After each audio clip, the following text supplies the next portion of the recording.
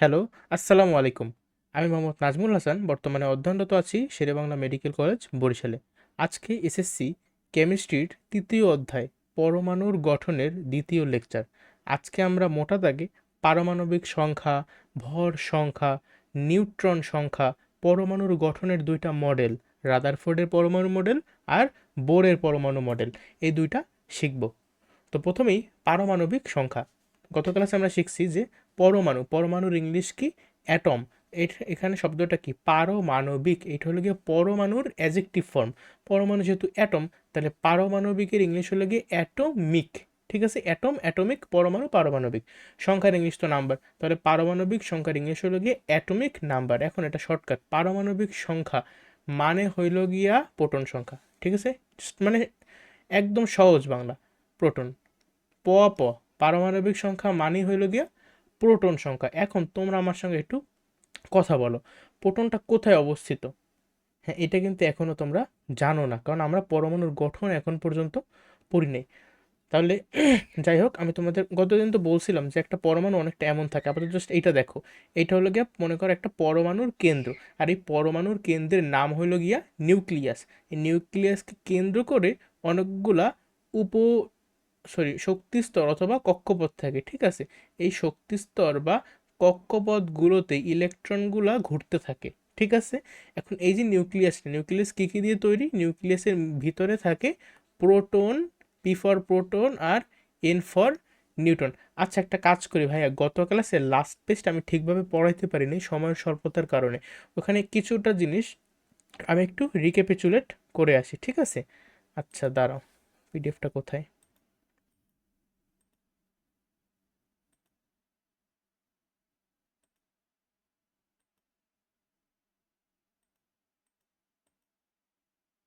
একটু ওয়েট করো, ঠিক আছে?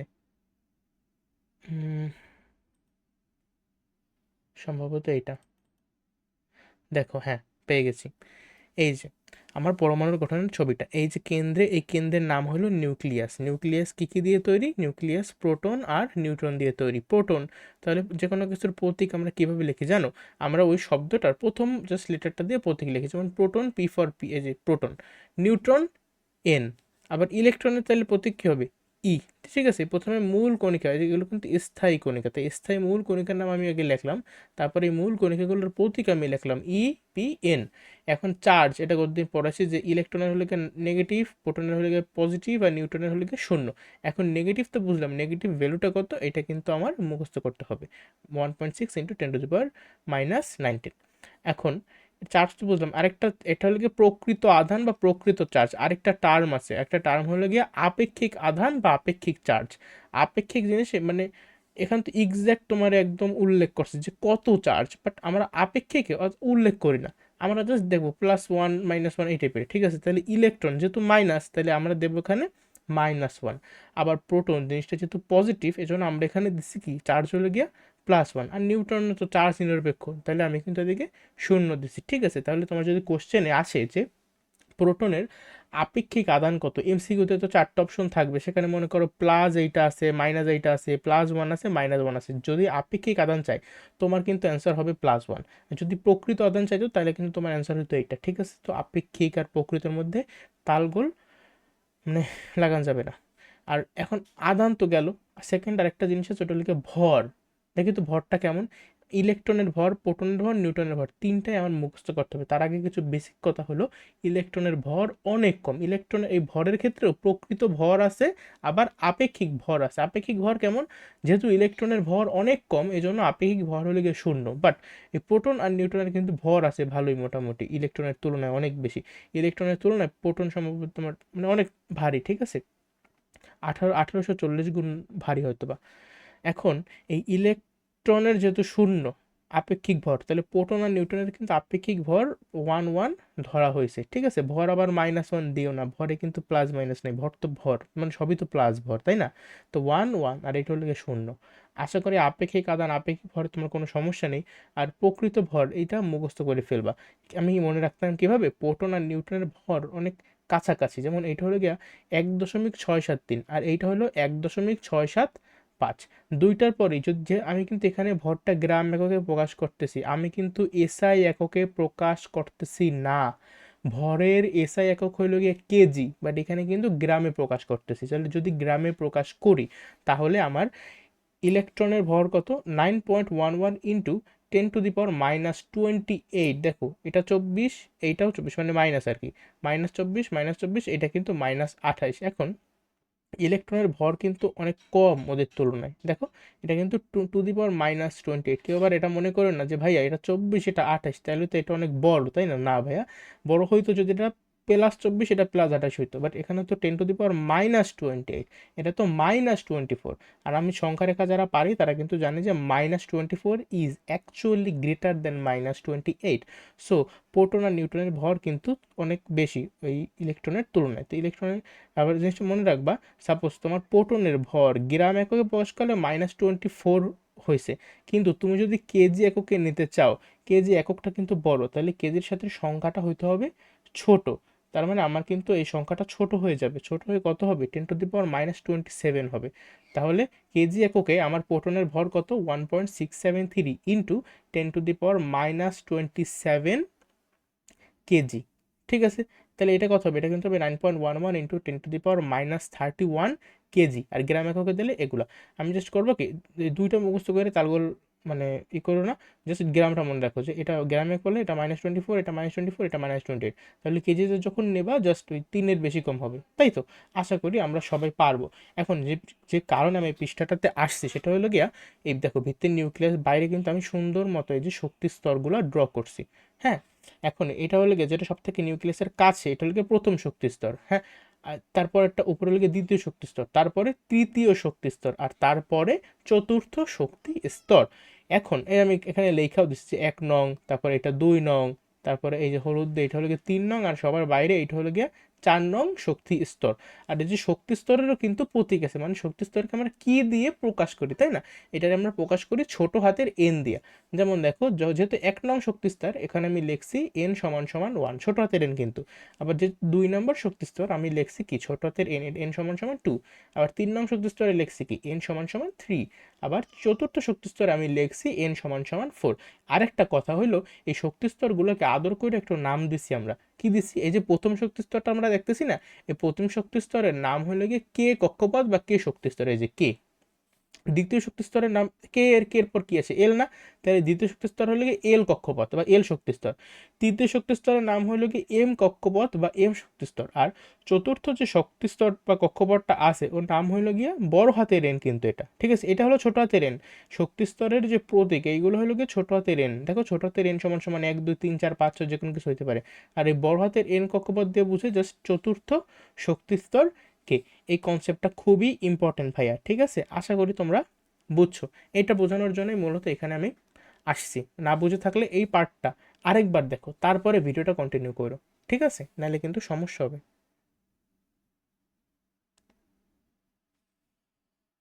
আমি কি এইখানে ছিলাম? না, দাঁড়াও একটু, এত পৃষ্ঠা। দেখো পারমাণবিক সংখ্যা, ওয়েট, ফ্যানটা একটু ছেড়ে নিই।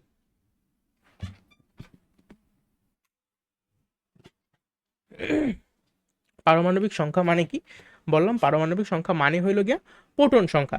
এখন প্রোটনটা তাহলে কোথায় অবস্থিত আমি দেখলাম, প্রোটনটা কিন্তু এই যে নিউক্লিয়াস নামে একটা জিনিস আছে, এই নিউক্লিয়াসের মধ্যে আমাদের প্রোটনটা অবস্থিত, তাই না? এখন এই যে নিউক্লিয়াসটা আবার কোথায় থাকে, নিউক্লিয়াস কিন্তু যে কোনো একটা পরমাণুর মধ্যে থাকে, তাই না? নিউক্লিয়াস তো পরমাণুর একটা অংশ, তাই নয় কি? ঠিক আছে, তাহলে আবার পরমাণু কার পরমাণু হইতে পারে, পরমাণুটা কিন্তু একটা মানে মৌলের পরমাণু, তাই না? যৌগের তো পরমাণু হয় না, যৌগের যে সবচেয়ে ছোট যে একক ওইটার আমরা বলি অণু। গত ক্লাসে কিন্তু আচ্ছা 2 মিনিট, আমি আগের গত ক্লাসে যা পড়ছি একটু সংক্ষেপে বলি, ঠিক আছে? খুব খেয়াল দিয়ে শোনো, তাহলে রিক্যাপ হয়ে যাবে। আমাদের পৃথিবীতে এখন পর্যন্ত তোমাদের বই অনুসারে 118টা মৌলিক পদার্থ আবিষ্কার হয়েছে। আর এই 118টার মধ্যে 98টা প্রকৃতিতে পাওয়া যায়, আর 20টা ল্যাবরেটরিতে তৈরি করা হয়েছে, মানে এগুলো হলো কৃত্রিম কৃত্রিম মৌল, ঠিক আছে? প্রাকৃতিক মৌল তাহলে কতগুলো, 98টা, আর কৃত্রিম মৌল 20টা। আর আমাদের শরীরে 26টা ডিফারেন্ট টাইপের মৌল পাওয়া যায়, ওগুলো আমাদের জন্য ইম্পর্টেন্ট। তারপরে আর কি ছিল, হ্যাঁ, মৌল তো গেল, এখন কতগুলো যৌগিক মৌল বা মৌলিক পদার্থ লেগে ওই সকল পদার্থ যেগুলোর বিশ্লেষণ করলে বা ভাঙলে ওই শুধুমাত্র এক ধরনের মৌলিক পদার্থই পাওয়া যায়। আর যৌগিক পদার্থগুলো যদি আমরা বিশ্লেষণ করি তাহলে দুই বা ততোধিক ধরনের মৌলিক পদার্থ বা মৌল পাওয়া যায়। যেমন পানি হলো একটা যৌগিক পদার্থ, পানিকে যদি আমরা বিশ্লেষণ করি তবে আমরা হাইড্রোজেন আর অক্সিজেন পাই, দুই টাইপের মৌল পাইছি, তাই না? এরকমই। এখন মৌলিক পদার্থের একদম ক্ষুদ্রতম কণা হলো গিয়ে পরমাণু। হ্যাঁ, পরমাণুগুলো একদম ডিরেক্টলি রাসায়নিক বিক্রিয়ায় অংশগ্রহণ করে। আর যৌগিক পদার্থের ক্ষুদ্রতম কণা হলো গিয়ে অণু। অণুগুলা স্বাধীনভাবে প্রকৃতিতে বিরাজমান অবস্থায় থাকতে পারে। ওকে, এখন অণু অণু কিন্তু শুধুমাত্র যৌগের হয় না, অণু কিন্তু মৌলেরও হইতে পারে। মৌলেরও অণু হয়, যৌগেরও অণু হয়। এখন অণুটা কার হবে এটা ডিপেন্ড করে অণুটা কিভাবে তৈরি হয়েছে। অণু কিন্তু সবসময় পরমাণু মিল্লা অণু তৈরি করে, ঠিক আছে? আমি যখন বলছিলাম যে যৌগিক পদার্থের ক্ষুদ্রতম কণা হলো অণু, ওই অণুর মধ্যে কিন্তু আবার পরমাণু আছে, ঠিক আছে? তাহলে সবসময় কি পরমাণু মিল্লা অণু তৈরি করে।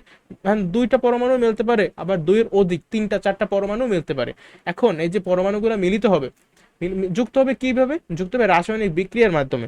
এখন আমি যে বললাম দুইটা পরমাণু যুক্ত হবে, এই দুইটা পরমাণু কি সেম মৌলের দুইটা পরমাণু হবে নাকি ডিফারেন্ট মৌলের দুইটা পরমাণু হবে, এইটার উপরেই অ্যাকচুয়ালি ডিপেন্ড করা আমি বলতে পারি জিনিসটা কি মৌলের অণু নাকি যৌগের অণু।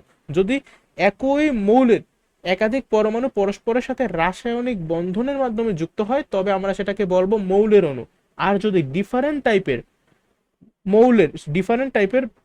মৌলের পরমাণুগুলা পরস্পরের সাথে রাসায়নিক বন্ধনের মাধ্যমে যুক্ত হয় আমরা তাহলে সেটাকে বলবো যৌগের অণু। যেমন অ্যামোনিয়া, সালফিউরিক অ্যাসিড, পানি, এগুলো সব হলো যৌগের অণু। আবার N2 মানে নাইট্রোজেন গ্যাস, এটা কিন্তু নাইট্রোজেন, শুধুমাত্র নাইট্রোজেনেরই দুইটা পরমাণু একত্রিত হয়ে নাইট্রোজেন অণু গঠন করে। আবার অক্সিজেন, আমাদের পরিবেশে কিন্তু অক্সিজেন ও হিসেবে থাকে না, পরমাণু হিসেবে কিন্তু থাকে না অক্সিজেন, অক্সিজেন কিন্তু থাকে অণু হিসেবে। কার্বন ডাইঅক্সাইড কিন্তু অণু হিসেবে থাকে এগুলো, ঠিক আছে? অক্সিজেনের অণুর সংকেত কি? অণুর সংকেত হলো গিয়া O2। এই যে আমি বললাম সংকেত, সংকেত জিনিসটা কি, আর প্রতীক জিনিসটাও বাকি। প্রতীক হলো গিয়ে কোন একটা মৌলের থাকে, যৌগের কখনো প্রতীক থাকে না। যৌগের মধ্যে প্রতীক উপস্থিত থাকে, কিন্তু এক্স্যাক্টলি যৌগের প্রতীক বলতে কিছু নেই, মৌলের প্রতীক আছে। এই যে বললাম 118টা মোট মৌল আছে, এই 118টা মৌলের ইংরেজি বা ল্যাটিন নামের সংক্ষিপ্ত রূপকে প্রতীক বলে। আচ্ছা, এখন আমি যে বললাম অণু কিভাবে গঠিত হয়, অণু কিন্তু বিভিন্ন পরমাণু মিললে অণুটা গঠন হইতো। এন্ড অণুটা যে সকল পরমাণু মিল্লা বা যে সকল মৌলের পরমাণু মিল্লা সৃষ্টি হয়েছে ওই সকল মৌলের প্রতীক, আর ওই পরমাণু কয়টা পরমাণু মিললে তৈরি হয়েছে ওই সংখ্যা, এইগুলা মিলাই আমি অ্যাকচুয়ালি সংকেত লিখতাম। মোটা দাগে এই হলো গিয়ে গত ক্লাসের পড়া, ঠিক আছে? তো এখানে আমি এই যে ভিডিও দেখছে সে অণু, পরমাণু, প্রতীক, সংকেত, মৌল, যৌগ এগুলাই কখনো আর সমস্যা হওয়ার কথা না ইনশাল্লাহ।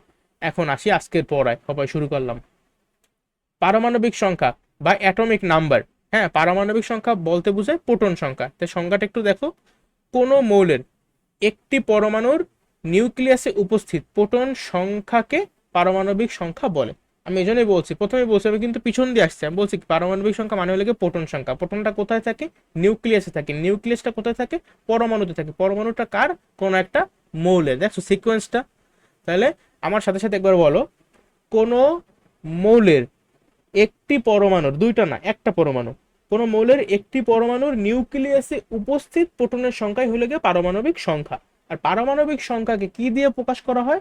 পারমাণবিক সংখ্যাকে জেড দ্বারা প্রকাশ করা হয়।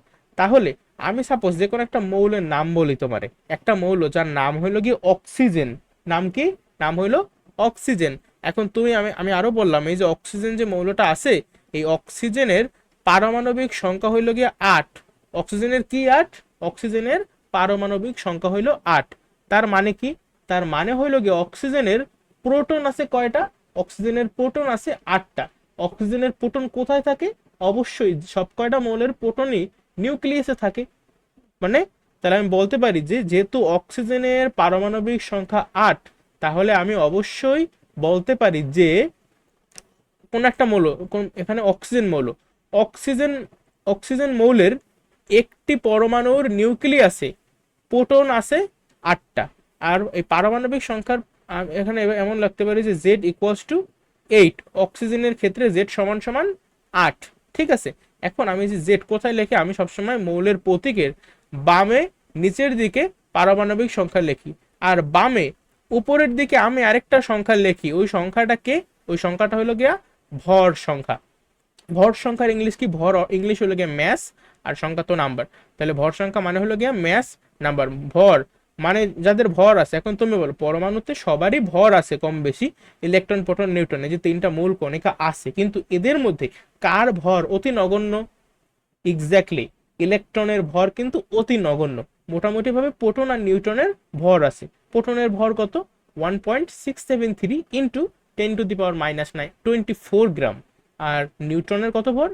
1.675 ইন্টু 10⁻24 গ্রাম, একদম কাছাকাছি। তো এখন আমি যখন কোন একটা পরমাণুর ভর হিসাব করি তখন আমি শুধুমাত্র প্রোটন আর নিউট্রন এই দুইটা নিয়ে কনসার্নড, আমি ইলেকট্রন নিয়ে ভাবি না, কারণ ইলেকট্রনের ভর অনেক কম। ঠিক আছে, তাহলে ভর সংখ্যা বলতে অ্যাকচুয়ালি বোঝায় প্রোটন আর নিউট্রনের সংখ্যার যোগফল। তাহলে কোন একটা মৌলে ধরো হ্যাঁ 7টা প্রোটন আছে আর 7টা নিউট্রন আছে, তাহলে ওই মৌলের ভর সংখ্যা কত হবে? এক্স্যাক্টলি 7 আর 7 14 হবে ওইটার ভর সংখ্যা। ঠিক আছে, এখন আসি এদিকে। কোন মৌলের একটি পরমাণু একদম অ্যাজ ইট ইজ এই সংজ্ঞাটার মতোই এই পর্যন্ত, কোন একটা মৌলের কোন মৌলের একটি পরমাণুর নিউক্লিয়াসে উপস্থিত প্রোটন এবং নিউট্রন সংখ্যার যোগফলই উক্ত মৌলের ভর সংখ্যা। আর একে কি দ্বারা প্রকাশ করা হয়? একে এ দ্বারা প্রকাশ করা হয়। তাহলে ধরো একটা আমি মৌল নিলাম, এই মৌলটার প্রতীক মনে করো এক্স। ঠিক আছে, মৌলের প্রতীক হলো এক্স। এই মৌলটার প্রতীকের বাম পাশের নিচের দিকে থাকবে পারমাণবিক সংখ্যা, আর উপরে বাম পাশে উপরের দিকে থাকবে ভর সংখ্যা। এটা হলো কি একটা মৌলের প্রকাশ। হ্যাঁ, তোমাদের বইতে কিন্তু জিনিসগুলো দেয়া আছে। ধরো এখানে তো অজানা একটা মৌল নিয়েছিলাম, আমাদের জানা একটা মৌল যে এনএ। এনএ মানে হইলো গিয়া সোডিয়াম। আচ্ছা, তোমরা এখন ক্লাস করতেছো না, আমি ক্লাস চলাকালীন তো তোমাদের হোমওয়ার্ক দিই। এই ক্লাসটা এখন যারা যারা করতেছো ক্লাসটা থামাবা। ক্লাসটা থামাই কি করবা? পর্যায় সারণীতে যাবা। পর্যায় সারণীতে যে কি করবা? প্রথম 30টা মৌলের এই পারমাণবিক সংখ্যা আর এই ভর সংখ্যা, তারপরে আবার ওই মৌলগুলার ইংলিশ যে নেম, তারপরে ওই ওই মৌলগুলার প্রতীক, এরকম একটা ছক নিজেরা বানাইয়া এখনই মুখস্থ করবা। ঠিক আছে, এইটা হলো তোমাদের হোমওয়ার্ক এই ভিডিওর, নাহলে কিন্তু পারবা না। ঠিক আছে, কমপক্ষে 30টা মুখস্থ করতে হবে। তাহলে এই যে প্রোটন নিউট্রন সংখ্যার যোগফল গেল, এ দ্বারা প্রকাশ করা সবই গেল। এই যে সোডিয়াম, দেখো সোডিয়ামের পারমাণবিক সংখ্যা হলো 11, যেটা আমরা বাম পাশে নিচের দিকে লিখছি। আর ভর সংখ্যা হলো 23, যেটা আমরা বাম পাশে উপরের দিকে লিখছি। এই হলো গিয়ে আমার এ, এ হলো আমার জেড। আমি এভাবে মনে রাখতাম কি, এ থেকে জেড পর্যন্ত মনে করো আমি লিখতে বসছি। এ শুরু হইলো, তারপর আমি লিখতেছি এদিকে আমি জেড লিখে শেষ করলাম। উপরে এ, নিচে জেড। এ হইলো গিয়া ভর সংখ্যা, জেড হইলো গিয়া পারমাণবিক সংখ্যা, মনে রাখতাম। আরেকটা টেকনিক দেখো, আমার এই যে সোডিয়ামের ভর সংখ্যা হলো 23। ভর সংখ্যা মানে হইল গিয়া প্রোটন যোগ নিউট্রন। আর সোডিয়ামের পারমাণবিক সংখ্যা বা প্রোটনের সংখ্যা হইল গিয়া 11। এখন আমি যদি নিউট্রনের সংখ্যা বের করতে চাই, তাহলে আমার কি করতে হবে বলো তো ভাইয়া? এই ভর সংখ্যা মানে হইল গিয়া পিজোগেন, এখানে প্রোটনও আছে নিউট্রনও আছে। আর পারমাণবিক সংখ্যা মানে এখানে শুধুমাত্র প্রোটন আছে। তাহলে আমি যদি এই পি প্লাস এন থেকে যদি আমি পি রে বিয়োগ করে দিই, তাইলে আমার শুধুমাত্র কে থাকবে বলো তো? আমার কিন্তু শুধুমাত্র এই যে নিউট্রন থাকবে। আমি এটাই করব, আমি এই পি প্লাস এন থেকে পি বিয়োগ করবো। পি প্লাস এন মানে এই ভর সংখ্যা, আমি ভর সংখ্যা থেকে এই পারমাণবিক সংখ্যাটা বিয়োগ করলে সবসময় আমি নিউট্রনের সংখ্যা পাইয়ে যাব। আর একটা কথা ভাইয়া, সোডিয়াম বা যে কোনো মৌলের যতগুলা প্রোটন থাকে ততগুলাই ইলেকট্রন থাকে। এই কথাটা এখন মনে রাখো, আমি একটু পর যখন রাদারফোর্ডের পরমাণু মডেল পড়াবো ওই সময় আমি জিনিসটা আরো ক্লিয়ার করব। আপাতত জাস্ট মনে রাখো যে ইলেকট্রনের সংখ্যা যত, প্রোটনের সংখ্যা তত। যেহেতু সোডিয়ামের প্রোটন পারমাণবিক সংখ্যা 11, মানে হলো গিয়া প্রোটন সংখ্যা 11, তার মানে ইলেকট্রন সংখ্যাও 11। আচ্ছা, তাহলে কি নিউট্রন সংখ্যাও 11? না ভাইয়া, নিউট্রন সংখ্যা 11 না। নিউট্রন সংখ্যা বের করতে একটু ক্যালকুলেট করতে হবে। এই ভর সংখ্যা থেকে পারমাণবিক সংখ্যা বিয়োগ করো, তাহলে হবে আমার 12। এই 12 হলো গিয়ে নিউটনের সংখ্যা। আশা করি আমাদের এই পর্যন্ত ক্লিয়ার। ঠিক আছে, পরবর্তী পৃষ্ঠায় যাই। রাদারফোর্ডের পরমাণু মডেলটা একটা পরীক্ষার মাধ্যমে প্রমাণ করছে সে, বা এটা সে দেশে মতামতটা দেশে পরীক্ষাটার নাম হইলো গিয়া আলফা কণা বিচ্ছুরণ পরীক্ষা। আলফা মানে কি এখন না, পরে বুঝাবো। জানি না, দেখো কোন পরীক্ষার মাধ্যমে রাদারফোর্ডের পরমাণু মডেল আমরা পাইছি? আলফা কণা বিচ্ছুরণ পরীক্ষার মাধ্যমে। এখন এই পরীক্ষাটা তোমাদের বইতে দেয়া নাই, কেউ চাইলে এটা স্কিপ করতে পারো, বাট বেশি সময় লাগবে না, আমি যে 2 মিনিট একটা কথা বলবো, শোনো কি করছে।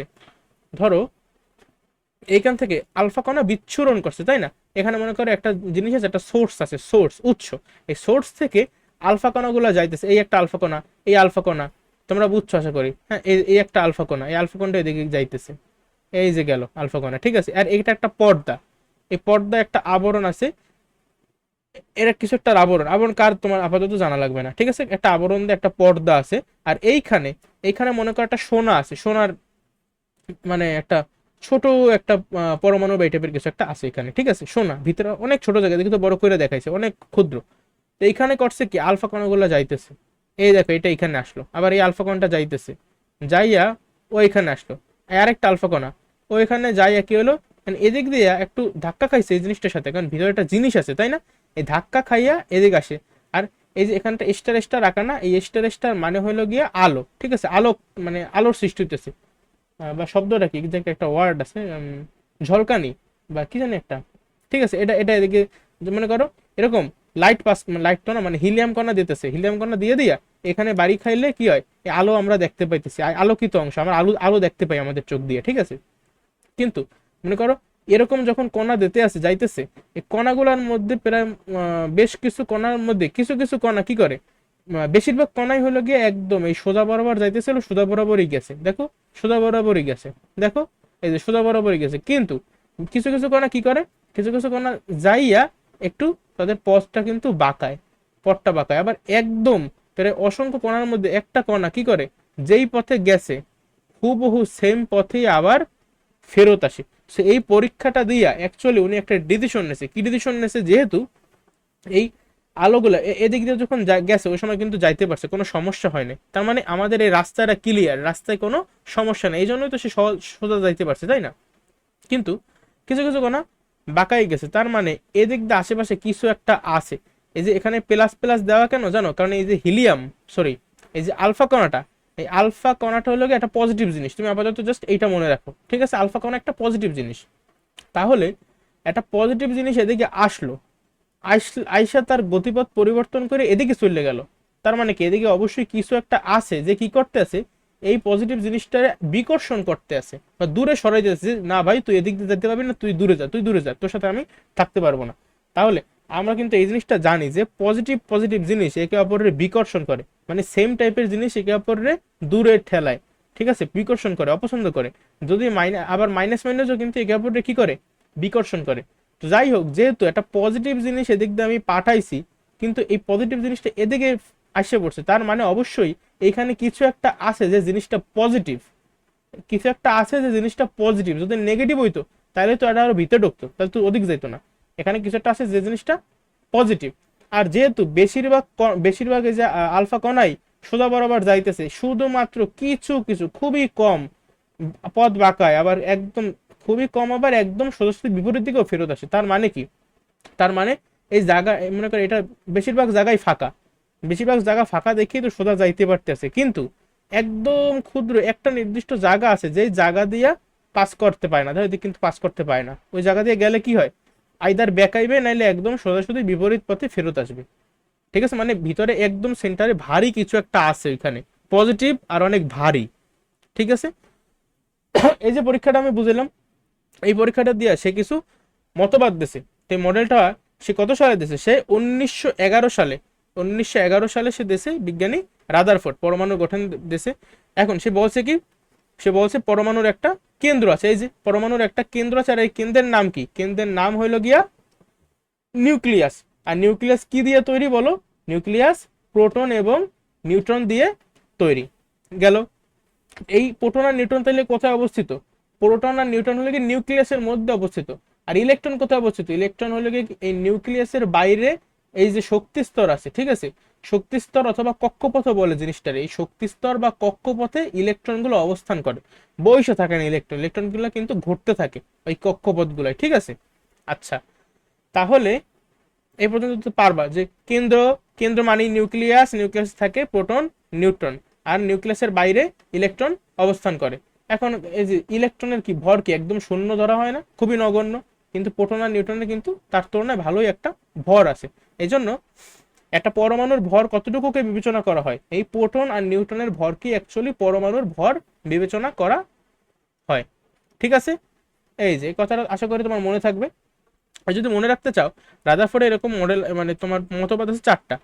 আমি প্রত্যেকটা দিয়ে শিখিয়ে দেবো কিভাবে, শর্ট টেকনিক কিভাবে মনে রাখবো। এখান দিয়ে জাস্ট মনে রাখবে নিউক্লিয়াস, এই একটা শব্দ, এই একটা শব্দ মনে রাখলেই ভাই আমার মনে তুমি পারবে। এই একটা ওয়ার্ড, এই যে নিউক্লিয়াস, এই নিউক্লিয়াস যে পারবে তার মানে মনে প্রথম একটা লাইন আসবে। তার কোন লাইন আসবে, যে পরমাণুর একটা কেন্দ্র আছে, আর ওই কেন্দ্রের নামে হলো কি নিউক্লিয়াস। নিউক্লিয়াসটা কিভাবে গঠিত হইলো, হ্যাঁ, আবার ইলেকট্রনটা কোথায়, বাইরে, তারপর কোনটার ভর কেমন, এই কথাগুলো যে হয়ে গেল তোমার 1 নাম্বারটা। তারপর দ্বিতীয় একটা মতবাদ, দ্বিতীয় মতবাদে কি বলছে, এই যে দেখাইছিলাম যে পরমাণুর কিন্তু কি বেশিরভাগ জায়গায় ফাঁকা, এই জন্যই তো একদম পথ ফাঁকা দেখি তো সোজা বরাবর যাইতে পারতেছিল, তাই না? তাহলে পরমাণুর ভিতরের বেশিরভাগ জায়গায় ফাঁকা। আর নিউক্লিয়াস কিন্তু অত্যন্ত, পরমাণু নিজেই অনেক ক্ষুদ্র, পরমাণুর তুলনায় নিউক্লিয়াস আরো অনেক বেশি ক্ষুদ্র। ঠিক আছে, মনে করো এইটার 10,000 ভাগের 1 ভাগ বা 1,00,000 ভাগের 1 ভাগ হলো গিয়ে নিউক্লিয়াসের স্পেস, বুঝছো?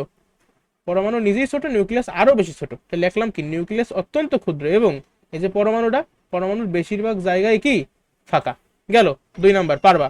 এদিক দিয়া মনে রাখবা কি, এদিক দিয়ে মনে রাখবা যে ফাঁকা, কে ফাঁকা, পরমাণুর বেশিরভাগ জায়গায় ফাঁকা। প্রথমে মনে রাখলাম কেন্দ্র, কেন্দ্রে আছে কেটা, এই নিউক্লিয়াস। দেখো আমি এদিক দিয়ে শুরু করি, আস্তে আস্তে বাইরে যেতেছি।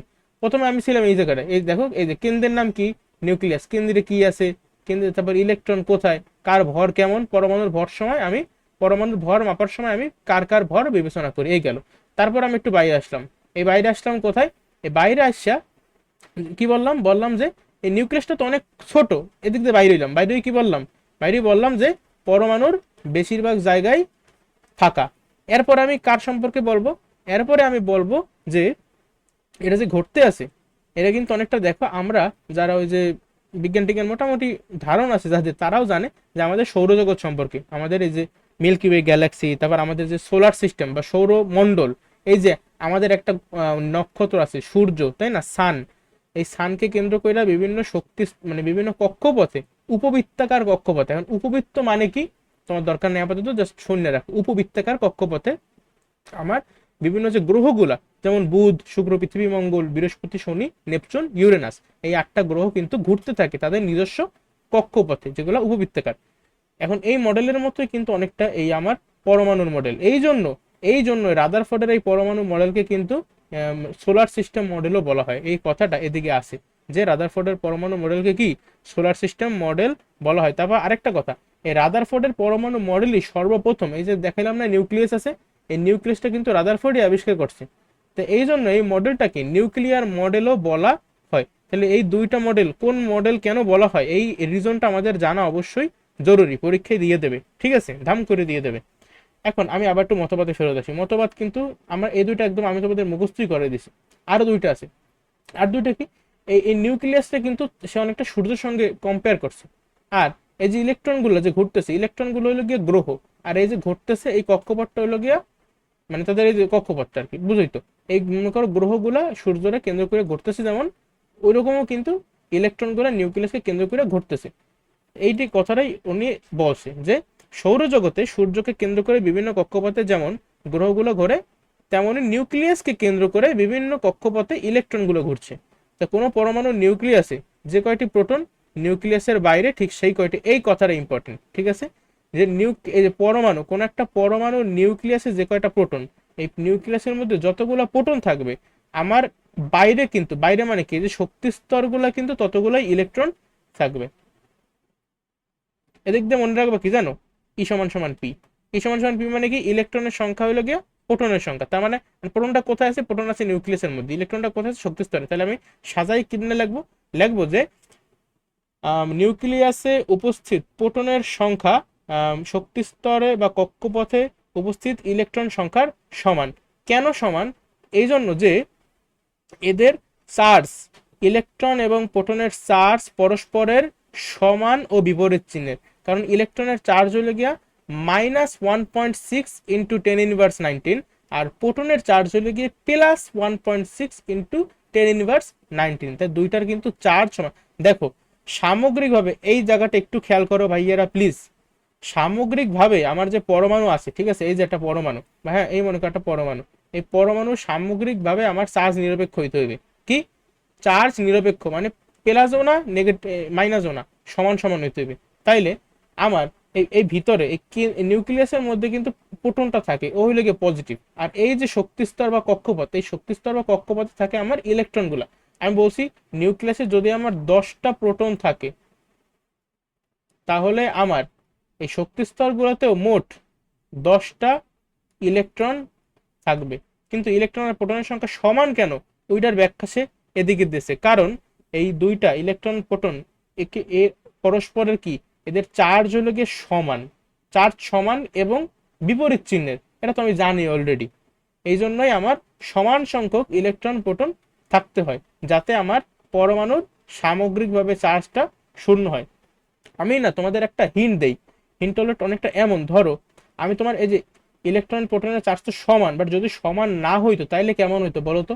ধরো একটা প্রোটনের চার্জ হইল গিয়া তোমার 2 কুলম্ব, একটা প্রোটনের চার্জ হইল গিয়ে 2 কুলম্ব। এখন একটা পরমাণুর নিউক্লিয়াসে ধরো 5টা প্রোটন আছে, তাইলে তার নিউক্লিয়াসে মোট কতখানি চার্জ বলো তো।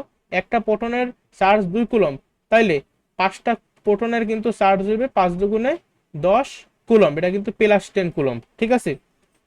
যেহেতু নিউক্লিয়াসে 5টা প্রোটন আছে, তাই আমার মোট চার্জ কত, +10 কুলম্ব। এখন আমি যদি পরমাণুর সামগ্রিকভাবে নিউট্রাল বা নিরপেক্ষ বানাতে চাই, আমার তো বাইরেও, আমার কি বাইরে 5টা প্রোটন লাগবে। আমরা এইভাবে চিন্তা করবো, আমরা চিন্তা করব আমাদের ভিতরে +10, আমার বাইরে -10 বানান লাগবে। কারণ আমার +10 আর -10 হইলেই তো আলটিমেটলি শূন্য হইবে, তাই না, দুটোর সমষ্টি। আমার ভিতরে +10 হয়ে গেছে, এখন বাইরে আমার -10 বানান লাগবে। সাপোজ একটা ইলেকট্রনের চার্জ হলো গিয়ে 1 কুলম্ব, আমার মোট লাগবে 10 কুলম্ব মানে -10 কুলম্ব। একটা ইলেকট্রনের চার্জ হইলো গিয়া -1 কুলম্ব, তার মানে আমার কিন্তু 10টা ইলেকট্রন নিতে হইবে।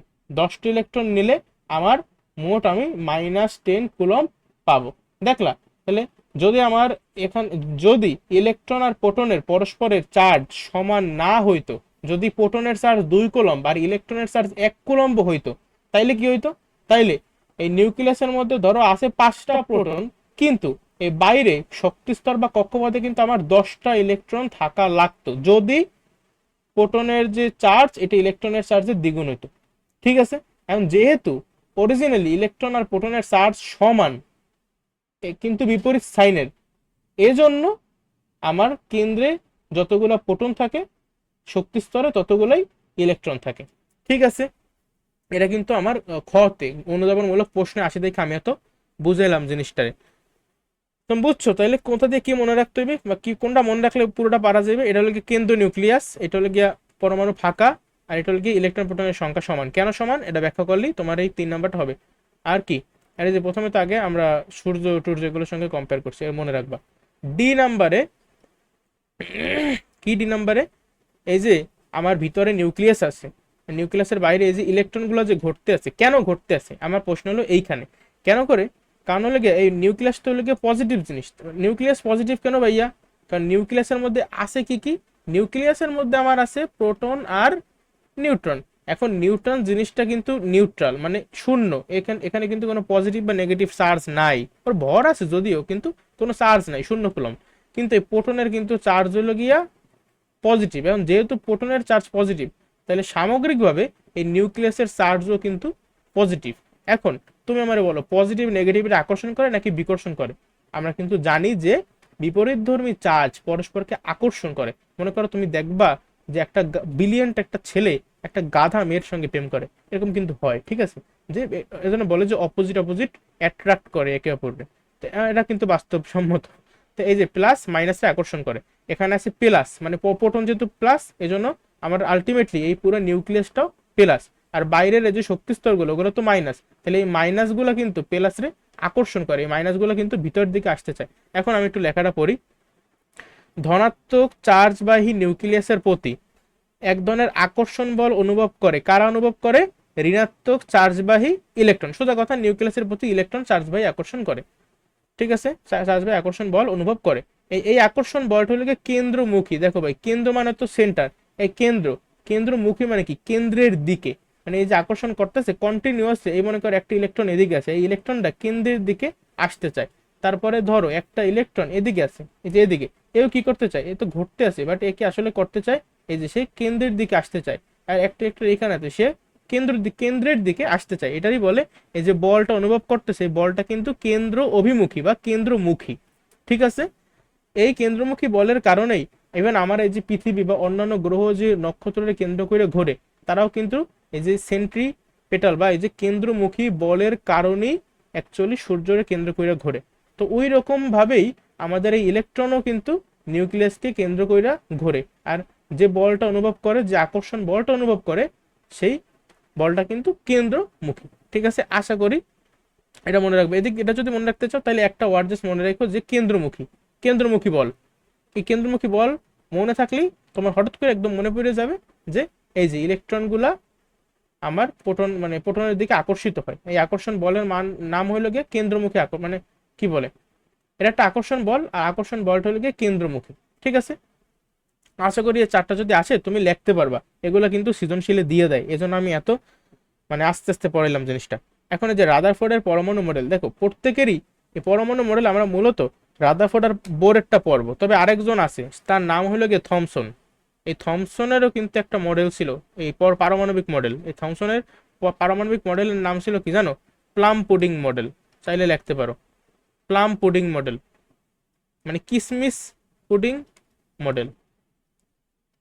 মডেলটা ছিল অনেকটা এমন যে সে ভাবতো যে পজিটিভ জিনিসের মধ্যে, এই সব মনে করো একটা পজিটিভের সাগর, খালি প্লাস প্লাস প্লাস, এই প্লাস প্লাসের মধ্যে নেগেটিভ কিছু একটা, মানে নেগেটিভ তো ইলেকট্রন গুলা এই সাগরের মধ্যে ভাসতে আছে। এটাই হলো গিয়ে তার প্লাম পুডিং মডেল, ঠিক আছে। লাগবে না, তোমাদের বইতে নাই। এখন রাদারফোর্ডের পারমাণবিক মডেল, এই মডেল কিন্তু অনেক দরকার ছিল আমাদের জন্য, ঠিক আছে। এই মডেলের মাধ্যমে আমরা নিউক্লিয়ার সম্পর্কে ধারণা পাইছি, তারপরে শক্তি স্তর নিয়ে হালকা পাতলা একটা ধারণা পাইছি, যে অ্যাটলিস্ট পৃথিবীর সোলার সিস্টেম মডেল আর কি, যে কারণে বলে। কিন্তু তারপরেও তার এই মডেলে কিন্তু কিছু দুর্বলতা আছে বা কিছু ভুল ছিল, কিছু সীমাবদ্ধতা ছিল। হ্যাঁ, এই সীমাবদ্ধতাগুলো আবার পরবর্তীতে তারই ল্যাব অ্যাসিস্ট্যান্ট, তার নাম হলো গিয়ে নিলস বোর। এই নিলস বোর মাত্র 2 বছর পরে 1911+2 মানে 1913 সালে সে আরেকটা পারমাণবিক মডেল দেয়। তার পারমাণবিক মডেলের নাম হলো গিয়া বোরের পারমাণবিক মডেল। তো সেখানে কিন্তু সে ওই সীমাবদ্ধতাগুলোর মধ্যে কিছু অংশ সে সমাধান করে, মানে ওই আর যতটুকু সে পারে ওইটাই হলো গিয়ে তার সাফল্য। কিন্তু তার মডেলও কিন্তু 100% কারেক্ট না, ওইদিকেও কিন্তু কিছু ভুল বা সীমাবদ্ধতা ছিল। আর সীমাবদ্ধতা থাকা কিন্তু দোষের না। পরবর্তীতে হয়তো আবার কেউ আসছে, সে আবার ওই সীমাবদ্ধতাগুলো সমাধান কইরা সামনে যাইতেছে, এরকমই হয়, ঠিক আছে। বিজ্ঞান এইভাবেই আগায়। এমন হইতে পারে কোনো একদিন আমরা যা যা পড়ছি সব কিছু মিথ্যা প্রমাণিত হইবে, তখন কিন্তু এগুলো যেগুলোর আমরা এখন সাফল্য হিসেবে কনসিডার করি, ওগুলোও কিন্তু সীমাবদ্ধতায় পরিণত হবে, ঠিক আছে। আচ্ছা, দেখি এখন আমরা এই রাদারফোর্ডের পরমাণু মডেল তো আমরা পড়ে ফেলাইলাম, ঠিক আছে। এই ছবিটা দেখো, এই যে কেন্দ্র হলো নিউক্লিয়াস, আর নিউক্লিয়াসের বাইরে এই যে বিভিন্ন শক্তি স্তরে কিন্তু আমার ইলেকট্রনগুলো ঘুরতে আছে, কিন্তু এখানে দেখো কোনটায় কয়টা ইলেকট্রন তা কিন্তু আর সে বলে নাই। ইভেন শক্তি স্তর বা কক্ষপথ দেখতে কেমন হইবে রাদারফোর্ড কিন্তু এগুলাও কিছু বলে নাই। এগুলোই হলো তার সীমাবদ্ধতা, যেগুলো পরবর্তী পৃষ্ঠায় সুন্দর মতো দেয়া আছে। দেখো, প্রথম সীমাবদ্ধতা হইলো এই মডেলে আমার এটা মনে রাখবা কিভাবে, কক্ষপথের আকার আকৃতি, এগুলো সম্পর্কে সে কোনো ধারণা দিতে পারে নাই। আকার মানে কি, আকারের ইংলিশ হইলো গিয়া সাইজ, মানে জিনিসটা কি বড় নাকি ছোট। আমরা যেটা শব্দ জানি যে বৃহৎ আকার, ক্ষুদ্রাকার, সাইজ, ঠিক আছে। আর একটা হলো গিয়ে আকৃতি, আকৃতির ইংলিশ হলো কি শেপ, শেপটা কেমন, যেমন আমরা বলি ত্রিভুজ আকৃতি, চতুর্ভুজ আকৃতি, মানে জিনিসটা কেমন, ত্রিভুজ নাকি চতুর্ভুজ টাইপের, নাকি পিরামিড আকৃতি, নাকি কেমন জিনিসটা, সিলিন্ডার আকৃতি, ঠিক আছে। এগুলো হলো আকৃতি। তো আকারের পাশে ব্র্যাকেট দিয়ে ব্যাসার্ধ লাগছে কেন, কারণ ব্যাসার্ধ যত বড় হইবে এই এই কক্ষপথের আকারও কিন্তু তত বড় হবে, ঠিক আছে। কারণ আমরা জানি একটা বৃত্ত, এটা কিন্তু মানে ধরছে যে বৃত্তাকার টাইপের কিছু একটা, সেটা বৃত্তাকার জিনিসে কি আমরা কিন্তু ব্যাসার্ধ দিয়া, যার ব্যাসার্ধ যত বড় সেই বৃত্তটাও কিন্তু তত বড় হইবে, ঠিক আছে। এটা তো ভালো মতো আঁকা হয় না, একই বুঝুং বুঝুং এঁকে দিছি, ঠিক বুঝছো, ঠিক আছে। তাইলে এখন সে কিন্তু তার এই পারমাণবিক মডেলে রাদারফোর্ড সাহেব ইলেকট্রন যে কক্ষপথগুলোতে ঘুরতে থাকবে ওই কক্ষপথের আকার আকৃতি সম্পর্কে কোনো ধারণা দেয় নাই। দ্বিতীয়ত কি করছে সে, এই যে সূর্য, গ্রহ, এগুলোর কিন্তু কোনো চার্জ নাই, সূর্য কিন্তু পজিটিভ না, কিন্তু আমরা সূর্যের সঙ্গে তুলনা করছি কার, নিউক্লিয়াসের। নিউক্লিয়াস কিন্তু একটা পজিটিভ জিনিস। আবার আমরা গ্রহের সঙ্গে তুলনা করছি কার, গ্রহের সঙ্গে তুলনা করছি ইলেকট্রনের। ইলেকট্রন কিন্তু একটা নেগেটিভ জিনিস, কিন্তু গ্রহের কিন্তু কোনো চার্জ নাই। কাজেই এই চার্জহীন সূর্য ও গ্রহের সাথে চার্জ যুক্ত নিউক্লিয়াস এবং ইলেকট্রনের তুলনা মোটেই সঠিক হয় নাই। এটাই হলো কি আমার সীমাবদ্ধতা।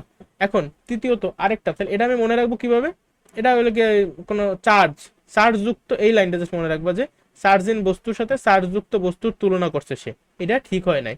হ্যাঁ, আচ্ছা। আর কক্ষপথ, এটা কক্ষপথ দিয়ে মনে রাখবা, কক্ষপথের আকার আকৃতি, কক্ষপথের আকার আকৃতি সম্পর্কে কোনো ধারণা দেয়নি, চার্জযুক্ত চার্জহীন। এরপরে থার্ড এ হলো গিয়া তোমার একের অধিক ইলেকট্রন বিশিষ্ট পরমাণুতে ইলেকট্রনগুলো কিভাবে নিউক্লিয়াসের চারদিকে পরিভ্রমণ করছে এই সম্পর্কে সে কোনো ধারণা দিতে পারে নাই।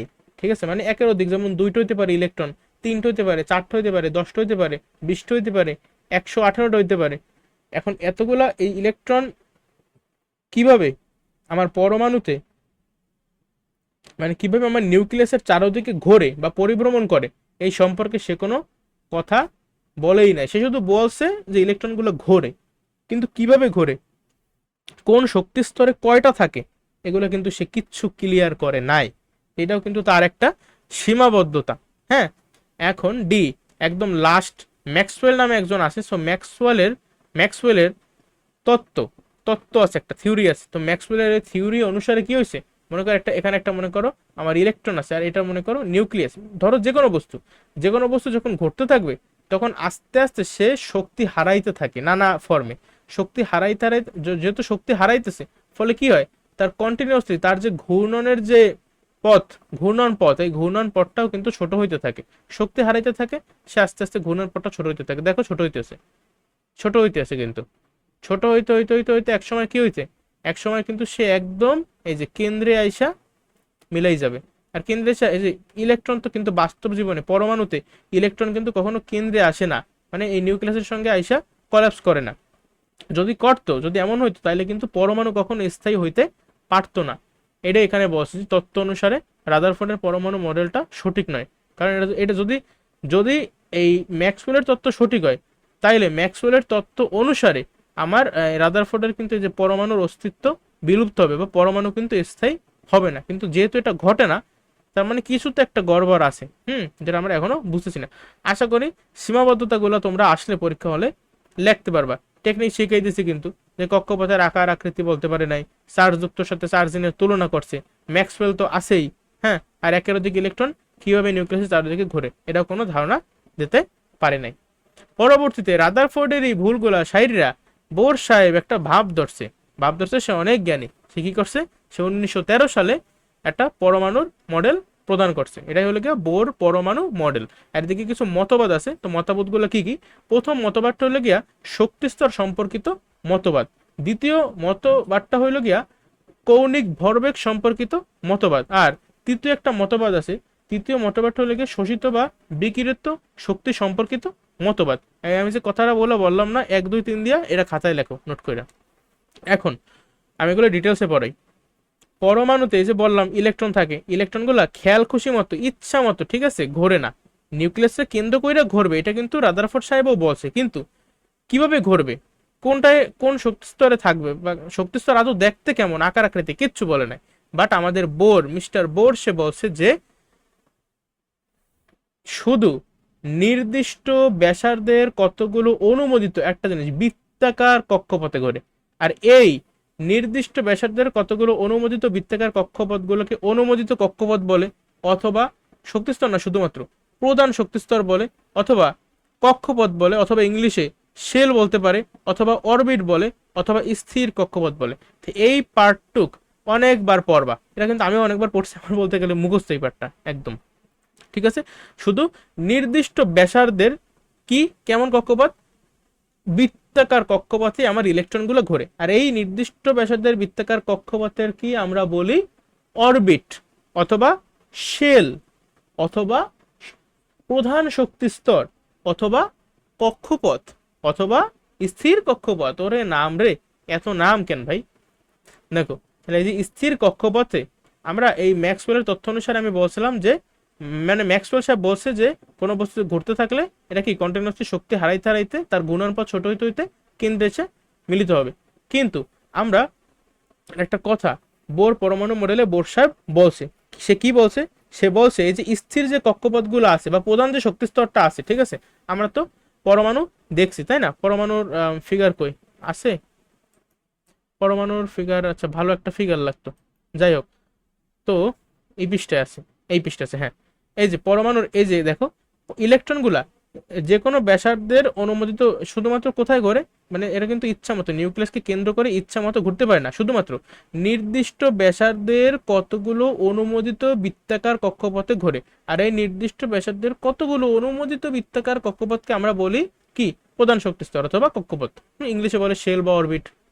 এখন আরেকটা কথা বলছে যে এটা হলো তৃতীয় মতবাদ অ্যাকচুয়ালি, যে তোমার ইলেকট্রনগুলা স্থির কক্ষপথে যখন ঘুরতে থাকে, মনে করো এই যে একটা ইলেকট্রন এদিকে আছে, কিন্তু এদিকে ঘুরতে আছে, এই স্থির কক্ষপথ বা প্রধান শক্তি স্তরে সে যখন ঘুরতে থাকে তখন অ্যাকচুয়ালি সে কোনো শক্তির শোষণও করে না, আবার সে কোনো শক্তি বিকিরণও করে না, বুঝছো, এইভাবে কিন্তু ওই ম্যাক্সওয়েলের তোমার যে তত্ত্বটা ওইটার সঙ্গে মানে রাদারফোর্ডের একটা কন্ট্রাডিকশন ছিল, মানে ম্যাক্সওয়েলের মতে রাদারফোর্ড ঠিক ছিল না, কিন্তু বোর কিন্তু এটা সারছে, বোরের সঙ্গে কিন্তু ম্যাক্সওয়েল ঝামেলা করে নাই।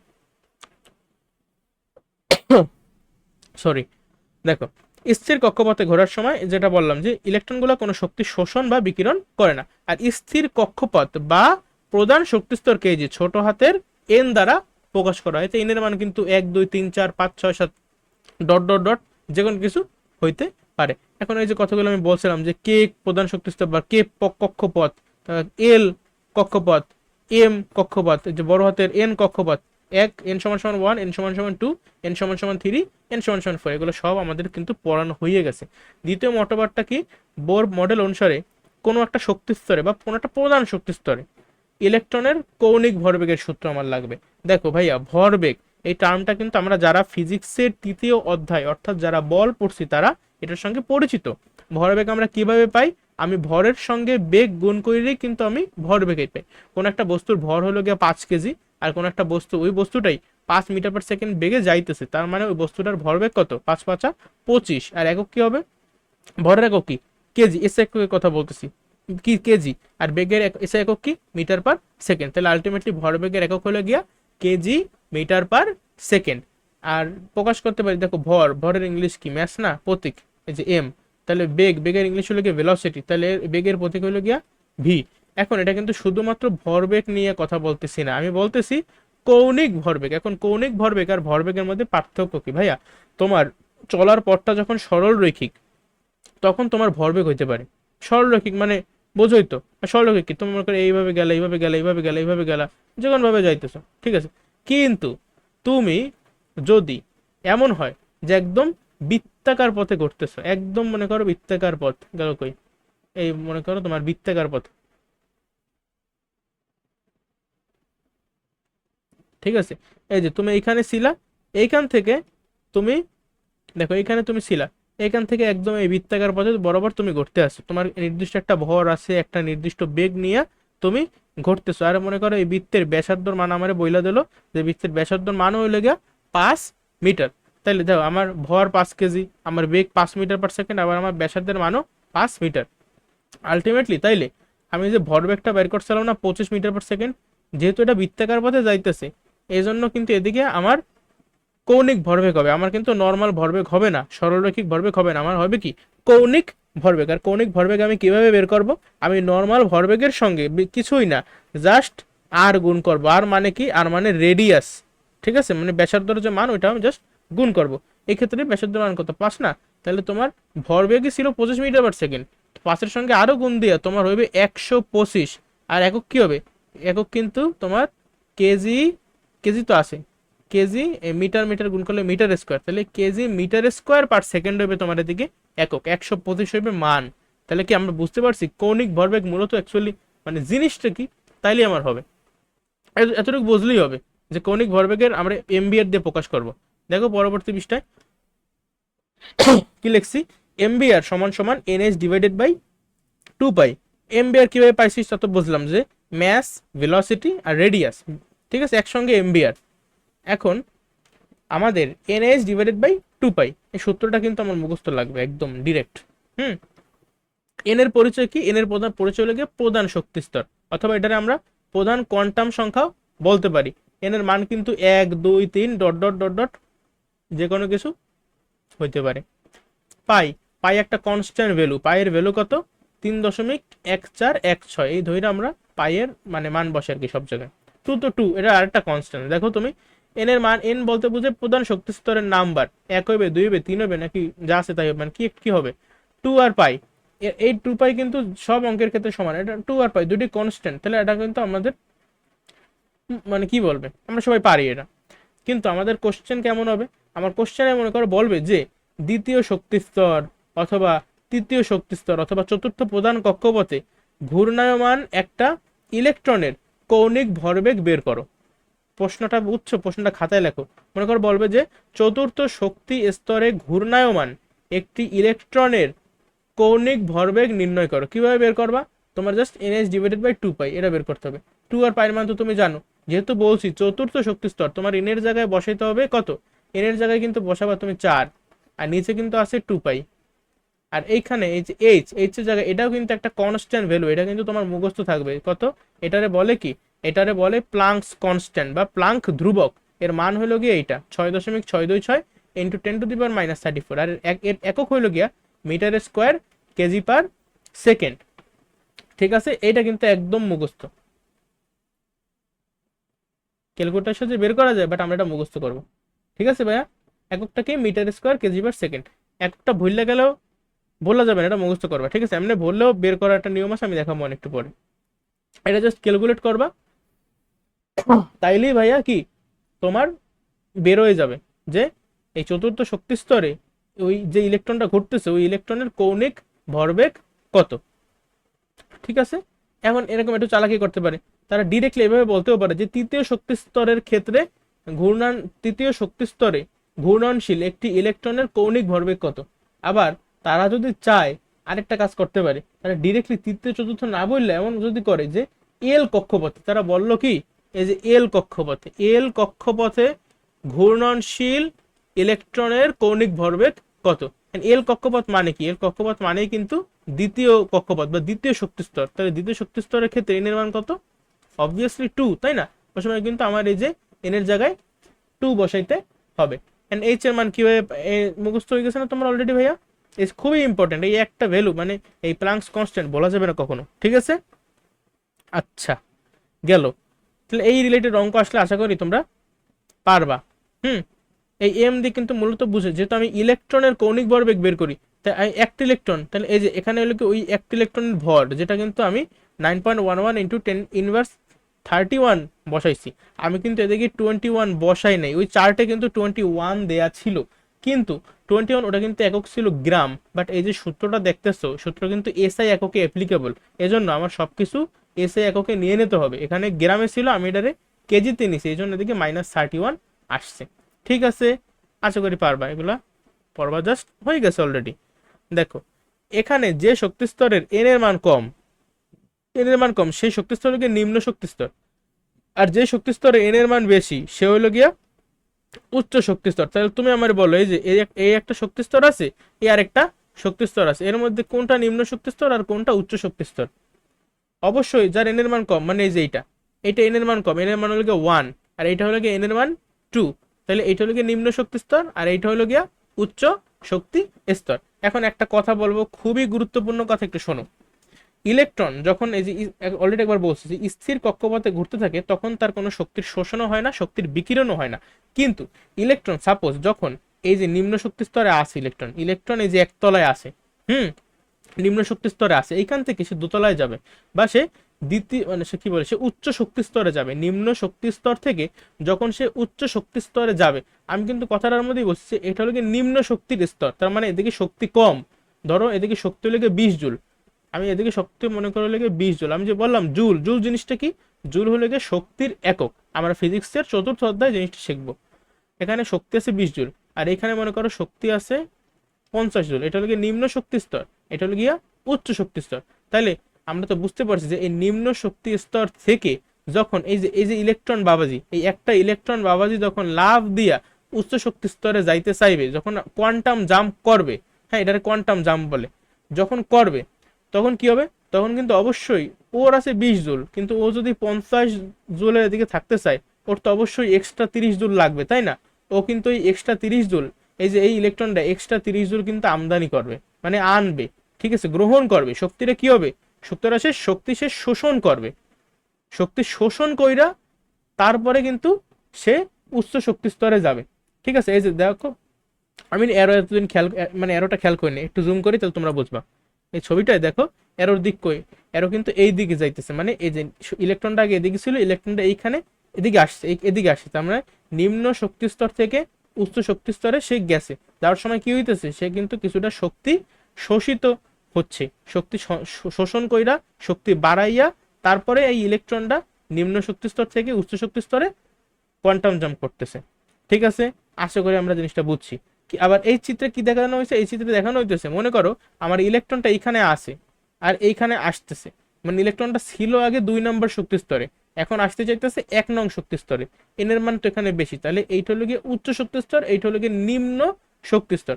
তার মানে আমার যে ইলেকট্রন সাহেব, এই ইলেকট্রন সাহেব উচ্চ শক্তি স্তর থেকে নিম্ন শক্তি স্তরের দিকে আসতে চাইতেছে। তার মানে এখানে যে ইলেকট্রনটা আছে ওর মনে করো অলরেডি 50 জুল আছে, কিন্তু এইখানে যারা যারা থাকে যেসব ইলেকট্রন, সেই ইলেকট্রনে হইতে হইলে আমার 20 জুল থাকলেই চলবে, আমার 50 জুল তো লাগবে না।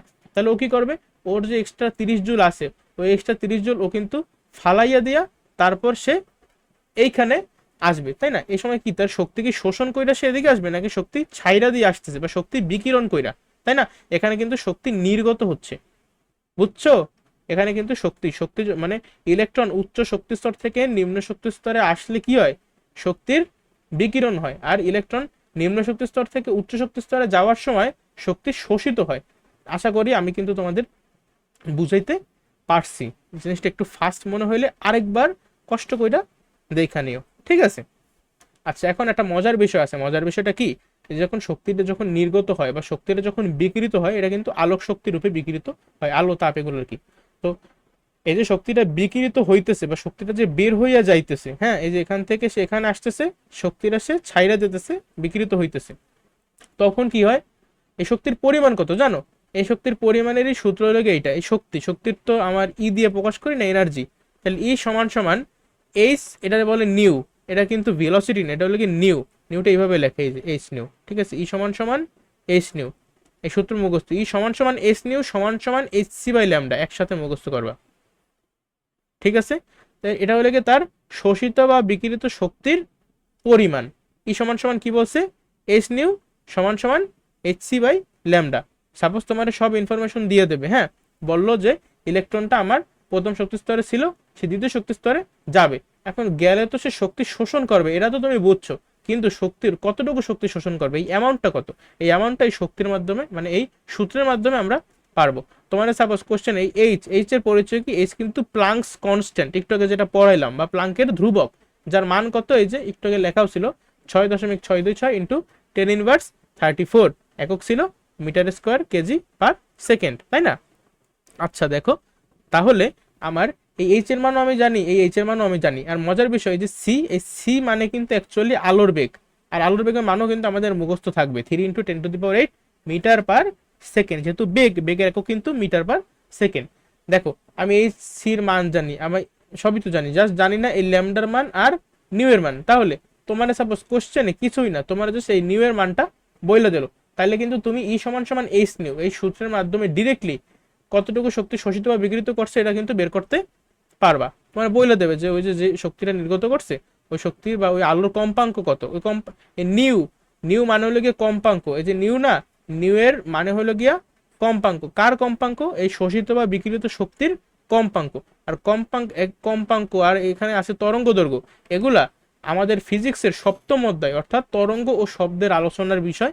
এখন এত না মানে চিন্তা করো না, তোমরা জাস্ট জানো কম্পাঙ্কের একক কি, কম্পাঙ্কের একক হলে গিয়া পার সেকেন্ড, এস মানে এস ফর কিন্তু সময় একক, সেকেন্ড, পার সেকেন্ড মানে এস ইনভার্স ওয়ান, তো এটার উচ্চারণ করি পার সেকেন্ড, অথবা আরেকটা নাম আছে হার্টজ, ঠিক আছে, হার্টজ, HERTZ, হার্টজ, এত হার্টস, হ্যাঁ বলে না যে ফ্রিকোয়েন্সি। ও কম্পাঙ্কের ইংলিশ হলো গিয়ে ফ্রিকোয়েন্সি, যে আমরা FM রেডিও শুনি না, ওদের কিন্তু ফ্রিকোয়েন্সির বিষয়ে দেওয়া আছে, কত কম্পাঙ্কর স্টেশন এইসব জিনিসপাতি। দেখো এইটা যে একটা সাইন দেখতেছো না, একটা উল্টা ওয়াই, এটার অ্যাকচুয়ালি আমার বলে ল্যামডা। এর নাম কি? এর নাম হলো গিয়ে ল্যামডা। এটা একটা গ্রিক লেটার, ঠিক আছে। ল্যামডা, ল্যামডা বলতে বুঝিতেছে এই শোষিত বা বিকিরিত শক্তির তরঙ্গ দৈর্ঘ্য। এখন তরঙ্গ দৈর্ঘ্য মানে এক্স্যাক্টলি কি, বা তরঙ্গ দৈর্ঘ্যের ইংলিশ হলো গিয়ে ওয়েভ লেন্থ।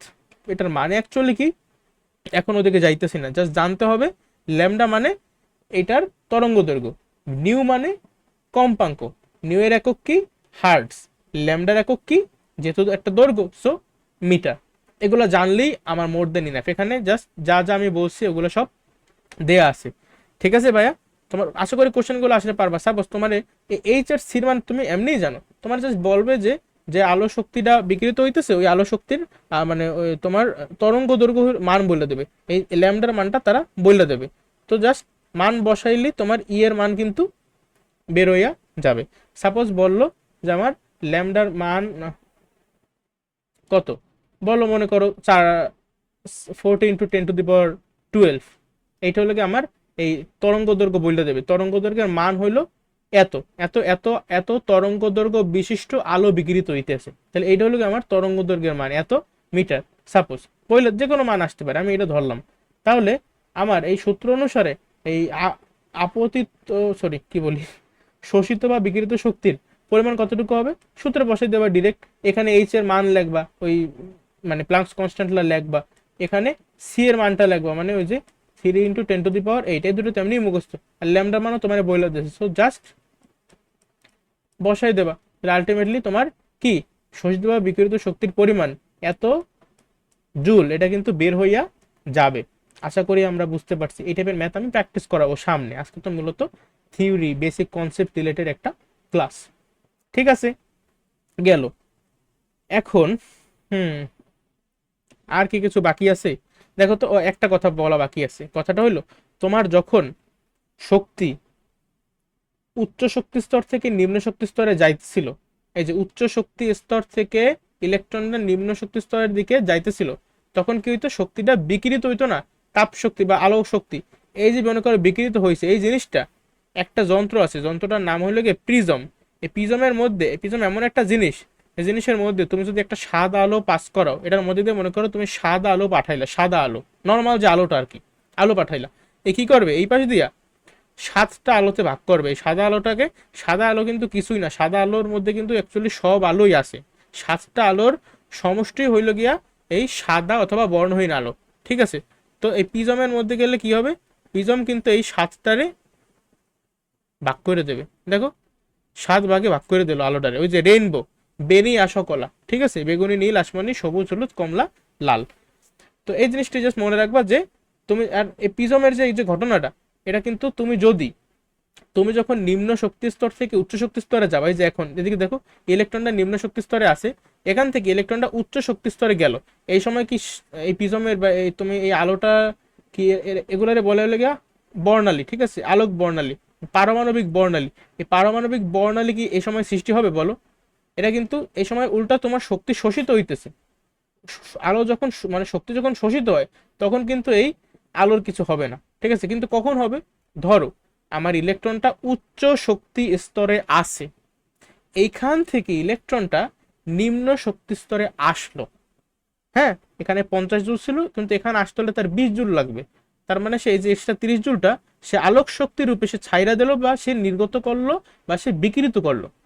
এখন এই যে আলোটা, এই আলোটা মনে কর আমি ধইরা এটার মধ্যে দিয়ে ঢুকাইলাম, এটার মধ্যে ঢুকাইলে কিন্তু এই যে পারমাণবিক বর্ণালীর সৃষ্টি হবে। কিন্তু তোমার যখন তুমি উচ্চ শক্তি স্তরে ছিলা, তুমি যখন নিম্ন শক্তি স্তরে আসছো, ওই সময় কিন্তু তুমি কোনো কিছু ছাইরা দাও নাই, বা তুমি কিন্তু শক্তি নির্গত করো নাই, তুমি শক্তি বিকিরিত করো নাই, তুমি উল্টারো শক্তি শোষণ করছো। এই সময় কিন্তু অ্যাকচুয়ালি কালো রঙের বর্ণালীর সৃষ্টি হয়। এটা এসএসসির জিনিস না, তোমার দরকার নাই, তাও বললাম, ঠিক আছে। এখন নিচে আসি একটু, ইলেকট্রন উচ্চ শক্তি স্তর থেকে যা বললাম এগুলো দাগাবা, প্রিজমের মধ্যে প্রবেশ করলে পারমাণবিক বর্ণালীর সৃষ্টি হয়, যার ইংলিশ হলো গিয়া অ্যাটমিক স্পেকট্রাম বা স্পেকট্রা, ঠিক আছে, পারমাণবিক বর্ণালী। এটা খুবই ইম্পর্টেন্ট ভাইয়া, আশা করি তোমরা সব এই পর্যন্ত বুঝছো। আজকের বলতে গেলে লাস্ট পেজ, আজকের লাস্ট পেজ, হ্যাঁ এগুলো আগামী লেকচারের অংশ। এই যে বোরের পরমাণু মডেলের সাফল্য কি আর বোরের পরমাণু মডেলের সীমাবদ্ধতাই বা কি। এখন দেখো, রাদারফোর্ডের পরমাণু মডেল অনুসারে এই যে সৌরজগতে সূর্যকে কেন্দ্র করে পরমাণুতে ইলেকট্রনগুলো, এই যে আকার সম্পর্কে তো কোনো ধারণা দেয় নাই রাদারফোর্ড সাহেব, কিন্তু বোর সে স্পষ্ট বলে দিয়েছে যে শক্তি স্তরগুলো হলো গিয়ে বৃত্তাকার, যদিও অ্যাকচুয়ালি বৃত্তাকার না। বোরের পারমাণবিক মডেলে পরমাণুর যে শক্তি স্তরের আকার বৃত্তাকার বলা হয়েছে, এটা হলো তার সাফল্য। মানে রাদারফোর্ড সাহেব তো কিছুই বলে নাই, বোর অ্যাটলিস্ট বলছে যে পরমাণুর এই যে শক্তি স্তর বা কক্ষপথগুলোতে ইলেকট্রনগুলো ঘুরতে থাকে ওগুলা বৃত্তাকার, আর এট দ্য সেম টাইম এটাই কিন্তু আবার তার সীমাবদ্ধতার মধ্যেও আছে। দেখো কোথায় গেল, এই যে বোরের পরমাণু মডেল অনুসারে পরমাণুতে শুধু বৃত্তাকার কক্ষপথ বিদ্যমান, কিন্তু পরে আমরা আবার প্রমাণিত হয়েছে যে ইলেকট্রন শুধু বৃত্তাকার কক্ষপথেই না, উপবৃত্তাকার কক্ষপথেও ঘোরে। ঠিক আছে, গেল। বি নাম্বার সাফল্য কি, 2 নম্বর, রাদারফোর্ডের পরমাণু মডেলে কিন্তু এই যে শক্তির শোষণ বা শক্তির বিকিরণ কখন কি করে এগুলো কিন্তু কিছু বলে নাই, যে শক্তি শোষণ বা বিকিরণ করলে পরমাণুর গঠনে কোনো চেঞ্জ হয় কিনা, ইলেকট্রন কোথাও থেকে কোথাও জাম্প করে কিনা। আরে ভাই বলবে কেমনি, রাদারফোর্ডের তো শক্তি স্তরেই মানে ওরকম ভাবে কোনো ধারণা দেয় না, জাস্ট বলছে আছে, কিন্তু কয়টা আছে, কোন শক্তি স্তরে কয়টা ইলেকট্রন থাকে, ইলেকট্রনগুলো কি করে, এগুলো ঠিকভাবে সে কিছু বলতেই পারে না। যেহেতু বোর সাহেব বলছে যে শক্তি স্তরগুলো বৃত্তাকার, হ্যাঁ শক্তি স্তরগুলোতে কিভাবে ইলেকট্রন থাকে, এই জন্য আমি মানে সে কিন্তু বলতে পারছে যে শক্তি শোষণ বা বিকিরণ করলে পরমাণুর কিন্তু এই যে ইলেকট্রনগুলা মাঝে মাঝে কি নিম্ন শক্তি স্তর থেকে উচ্চ শক্তি স্তরে যায়। কখন যায়, শক্তি শোষণ কইরা নিম্ন শক্তি স্তর থেকে উচ্চ শক্তি স্তরে ইলেকট্রন যায়। আবার উচ্চ শক্তি স্তরে ইলেকট্রন আছে অলরেডি, ও কি করে, ও শক্তি ত্যাগ করে, শক্তি নির্গত করে নিম্ন শক্তি স্তরে চলে আসে। তাহলে বুঝছো শক্তি শোষণ বা শক্তি বিকিরণ করলে পরমাণুর গঠনে কেমন চেঞ্জ হইতে পারে। দেখো সে কথা কিন্তু রাদারফোর্ড সাহেব বলতে পারে না, কিন্তু বোর সেটা বলছে, এই আর কিছু না। 3 নম্বরে সাফল্য কি, 3 নম্বর সাফল্য দেখো, তাহলে আমি মনে রাখবো কিভাবে, আমি মনে রাখবো এইটা হলো কি, সে কক্ষপথের আকার সম্পর্কে বলছে যে বৃত্তাকার, হ্যাঁ এই যে বৃত্তাকার, এই বৃত্তাকার কক্ষপথের আকার কি বৃত্তাকার, এটা বোর সাহেব বলছে, এটা দিয়ে মনে রাখতে হবে সাফল্য, প্রথম সাফল্য। হ্যাঁ, দ্বিতীয় সাফল্য হলো কি আমার, যে শক্তি শোষণ বা শক্তি বিকিরণ করলে পরমাণুর গঠনে কেমন চেঞ্জ হয় এটা সে ব্যাখ্যা করছে। হুম, শোষণ বা বিকিরণ এটা মনে রাখবা, এই দুটো শব্দ মনে রেখে আর কি এই পয়েন্টটা মনে রাখবা। তৃতীয়ত, রাদারফোর্ডের পরমাণু মডেল অনুসারে কোন মৌলের পারমাণবিক বর্ণালী ব্যাখ্যা করা যায় না। দেখো রাদারফোর্ডের তো শক্তি স্তরই ছিল না কোনো, মানে কেমন শক্তি স্তর, কোনো আকার আকৃতি সম্পর্কে কোনো ধারণা সে দেয় নাই। হ্যাঁ, তো সেখানে পারমাণবিক বর্ণালী সে কিভাবে ব্যাখ্যা করবে, পারমাণবিক বর্ণালী কিন্তু এই বোর সাহেব ব্যাখ্যা করছে, তবে এখানে তার সীমাবদ্ধতাও আছে। সেই কাদের, সে বর্ণালী তো ব্যাখ্যা করতে পারছে, কিন্তু কাদের বর্ণালী ব্যাখ্যা করতে পারছে জানো, শুধুমাত্র, অ্যাগেইন আই রিপিট, শুধুমাত্র এক ইলেকট্রন বিশিষ্ট পরমাণু হাইড্রোজেন, মানে বোর সাহেব হাইড্রোজেনের বর্ণালী ব্যাখ্যা করতে পারছে। এক, যেখানে হাইড্রোজেন অ্যাকচুয়ালি একটা ইলেকট্রন আছে, এই জন্য বলছে যে এক ইলেকট্রন বিশিষ্ট পরমাণু হাইড্রোজেন, কিন্তু হাইড্রোজেনের পরবর্তী মৌল আছে হিলিয়াম, হিলিয়ামে কিন্তু 2টা ইলেকট্রন, ওদের কিন্তু এই পারমাণবিক বর্ণালী ব্যাখ্যা করতে বোর সাহেব পারে নাই, শুধুমাত্র এক ইলেকট্রন বিশিষ্ট হাইড্রোজেনের বর্ণালী সে ব্যাখ্যা করতে পারছে। এই হলো গিয়া মোরাললেস তার সাফল্য। এইটা মনে রাখবা, বর্ণালী এই ওয়ার্ডটা দিয়ে মনে রাখার চেষ্টা করবা, ঠিক আছে। এই বর্ণালী, শোষণ বিকিরণ, বৃত্তাকার, এই জিনিসগুলো দিয়ে আর কি পয়েন্টগুলো লেখার চেষ্টা করতে হবে পরীক্ষার ফলে, এগুলো সিকিউতে আসে। সীমাবদ্ধতা কি, সীমাবদ্ধতার মধ্যে আমার প্রথম সীমাবদ্ধতা হলো গিয়া, এই যে বললাম বোর মডেল কি, এই যে এক ইলেকট্রন বিশিষ্ট পারমাণবিক বর্ণালী ব্যাখ্যা করতে পারলেও একাধিক ইলেকট্রন বিশিষ্ট পরমাণুর পারমাণবিক বর্ণালী সে ব্যাখ্যা করতে পারে নাই। আবার আরেকটা বললাম কি, এই যে কক্ষপথে সে বৃত্তাকার বসছে, বাট অ্যাকচুয়ালি উপবৃত্তাকার কক্ষপথও আছে।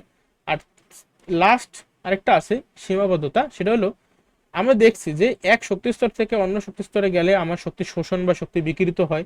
আর এই যে এইটারে আমরা যখন প্রিজমের মধ্যে দিয়ে পাস করাই, যখন যখন সাপোজ তোমার ইলেকট্রনটা উচ্চ শক্তি স্তরে ছিল, উচ্চ শক্তি স্তর থেকে ইলেকট্রনটা নিম্ন শক্তি স্তরে আসতেছে, তো সে কি করতেছে, শক্তিটা বিকিরণ করতেছে আলোক শক্তি রূপে। আলোক শক্তিটারে আমরা প্রিজমের মধ্যে পাস করাইতেছি, যখন আমরা পাস করাবো আমার কথা হলো মানে প্রিজমের কাজ তো তোমাদের ব্যাখ্যা করছি। যাই হোক, তো আমার পারমাণবিক বর্ণালীতে একটা মাত্র রেখা পাবার কথা ছিল, ঠিক আছে, যখন মানে শক্তিস্তর থেকে অন্য শক্তিস্তর ইলেকট্রন যায় আমার রেখা পাওয়ার কথা ছিল একটা, পারমাণবিক বর্ণালীতে একটি মাত্র রেখা পাবার কথা ছিল, কিন্তু কাহিনী কি হয়েছে? কাহিনী হলো গিয়ে প্রত্যেকটা রেখা অনেকগুলা ক্ষুদ্র ক্ষুদ্র রেখার সমষ্টি, ঠিক আছে, একটা রেখা না। মনে হয় দূর দিয়ে দেখে মনে হয় একটা রেখা, কিন্তু যখন আরো জুম করছে জিনিসটারে তখন দেখছি কারে আল্লাহ, এটা তো একটা রেখা না, এটা হলো গিয়ে একটু মানে প্রত্যেকটা রেখা অ্যাকচুয়ালি অসংখ্য, মানে আমি তো আঁকাইতে পারিনি, প্রত্যেকটা রেখায় কি অসংখ্য ক্ষুদ্র ক্ষুদ্র রেখার সমষ্টি, ঠিক আছে। এন্ড প্রত্যেকটা রেখা কেন অনেকগুলো ক্ষুদ্র ক্ষুদ্র রেখার সমষ্টি, এটা কিন্তু সে ব্যাখ্যা করতে পারে না। তবে আমি তো মানে জাস্ট বলি, এই যে প্রত্যেকটা রেখা অনেকগুলো ক্ষুদ্র ক্ষুদ্র রেখার সমষ্টি, এর পিছনে কারণ হইলো গিয়া উপশক্তি স্তর, অরবিটাল, এগুলো হলো গিয়া কারণ। এখন এই উপশক্তি স্তর জিনিসটা কি, অরবিটাল জিনিসটা কি, এগুলো আগামী ক্লাসে আমি তোমাদের শিখাবো, ঠিক আছে। তারপর ইলেকট্রন বিন্যাস, ওভারঅল সবকিছু শিখাবো। এখন আজকের ক্লাসে আমি কিন্তু মোটামুটি কি রাদারফোর্ড বোর এই দুজনের পারমাণবিক মডেলের মতবাদগুলো প্রথমে বললাম, তারপরে সাফল্য বললাম, আর সীমাবদ্ধতাগুলো তুলে দিলাম। এখন বলো, আমি মনে রাখার টেকনিকও শিখাই দিয়েছি যে কিভাবে কোনটা মনে রাখবা, বাট দিন শেষে তো এগুলো মুখস্থ করাই লাগবে কিঞ্চিত, তাই না? বাট আমার দায়িত্ব ছিল আমি বুঝাই দিচ্ছি তোমাদেরকে, যাতে মুখস্থ বা মনে রাখাটা একটু ইজি হয়। টেকনিকের পর মনে রাখা আমার মনে হয় মানে 90 গুণ ইজি হয়ে গেছে তোমাদের, জাস্ট একটু পড়ো দেখবো হয়ে গেছে। হ্যাঁ, তাহলে এখানে কি কিভাবে এটা, এখানে মূলত ওর সীমাবদ্ধতা সবগুলিকে পারমাণবিক বর্ণালীতে, ঠিক আছে। যেমন এখানে সে একাধিক ইলেকট্রন বিশিষ্ট পারমাণবিক বর্ণালী ব্যাখ্যা করতে পারে নাই, আবার উপবৃত্তাকার কক্ষপথ এটা পারে নাই, আর এখানে কি প্রত্যেকটা পারমাণবিক বর্ণালী একাধিক রেখার সমষ্টি, এটা কেন সে ব্যাখ্যা করতে পারে না। এই দেখছো, মানে পারমাণবিক বর্ণালী দিয়ে কিন্তু তার দুইটা সীমাবদ্ধতা। হুম, আর কক্ষপথ। এই গেল আজকের পড়া। এখন আশা করি যা যা পড়াইলাম তোমরা সবকিছু বুঝছো।